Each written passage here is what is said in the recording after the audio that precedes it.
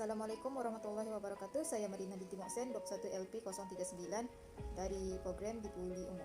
Kali ini saya ingin mengulas salah satu buku yang bertajuk How to Win Friends and Influence People karya Dale Carnegie. Buku ini ditulis dengan bersumberkan dari banyak pengalaman dan peristiwa penting penulis sendiri dengan menceritakan kejadian-kejadian atau peristiwa penting dalam hidup penulis. Serta penulis juga banyak memberikan contoh yang berguna dijadikan sebagai iktibar, semangat, pengalaman yang berguna kepada para pembaca. Di dalam tajuk yang dipilih ada pengajaran yang paling penting yang dapat saya ambil adalah kesedaran tentang kesilapan yang dibuat dan merefleksi kesilapan diri untuk diperbaiki.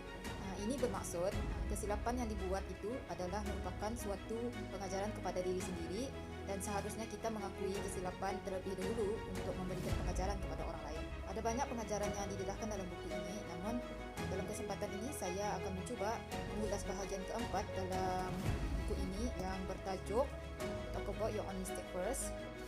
Tajuk yang saya pilih ini mengenai tentang mengakui kesilapan diri terlebih dahulu.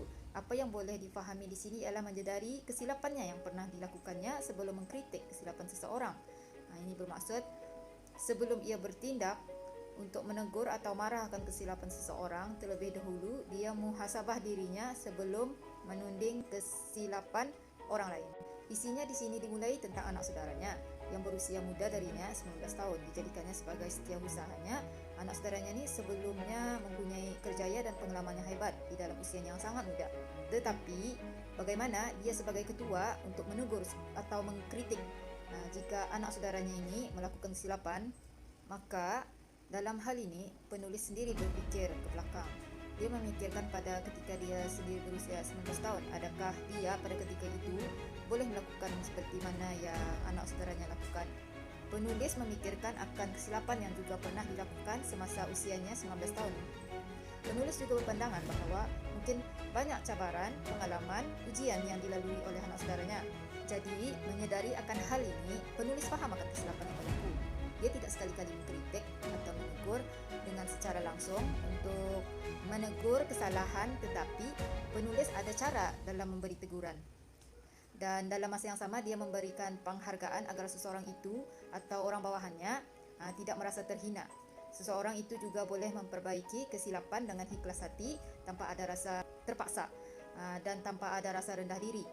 Kerana kritikan yang diberi tidak terlalu kasar, tidak merendah-rendahkan pekerjaan atau perbuatannya dan tidak ada perkataan kesat atau kalimat yang membuatkan seseorang itu merasa kurang bersemangat dalam melakukan pekerjaan. Maka dalam buku ini mengajar kita untuk berfikir sebelum kita menyinggung perasaan dan akan kesalahan diperbuat oleh seseorang itu. Sebaiknya kita sedar dan akui kesilapan diri dahulu dan menegur dengan cara yang efektif. Dan dengan cara tersebut seseorang merasa dihargai dengan usahanya dan ia boleh menerima kritikan dengan positif.